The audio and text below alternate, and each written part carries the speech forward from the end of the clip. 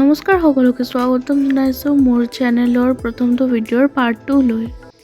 এই আপোনালোকে দেখিছে মোৰ পিছফালে এই ইমান ধুনীয়া পাহাৰ বৰফ পৰি আছে।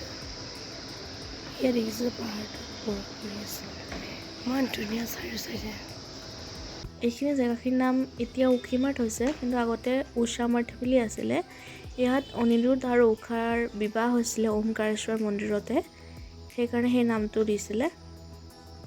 উষা বানৰজাৰ জীয়েক আৰু অনিৰুদ্ধ ভগৱান শ্ৰীকৃষ্ণৰ নাতিনীয়েক। সেইফালে কেদাৰনাথ মন্দিৰ আছে আৰু এয়া বৰফ পৰি আছে। এতিয়া আমি আহি আছোঁ ওমকাৰেশ্বৰ টেম্পল, য'ত উখিমাৰটো আছে, য'ত মানে কেদাৰনাথৰ যেতিয়া 6 মাহ ঠাণ্ডাত বন্ধ থাকে, তেতিয়া তেওঁৰ মানে কেদাৰনাথৰ মূৰ্তি আনি ইয়াত সজাই ইয়াত পূজা কৰা হয়। আৰু ইয়াতে উষা আৰু অনিৰুদ্ধৰো বিবাহ হৈছিলে। ইয়াৰ স্থল এতিয়াও আজিও আছে। ভিতৰত আৰতি চলি আছে। এতিয়া আমি সোমাই যাম আৰু ভিতৰলৈ।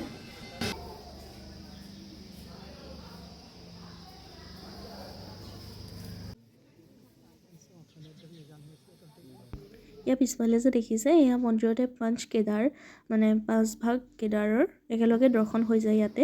কেদাৰনাথ, তুংগনাথ, ৰুদ্ৰনাথ, মধ্য মহেশ্বৰ আৰু কল্পেশ্বৰ টেম্পল মন্দিৰৰ মানে ইয়াতে লিংগভাগ আছে।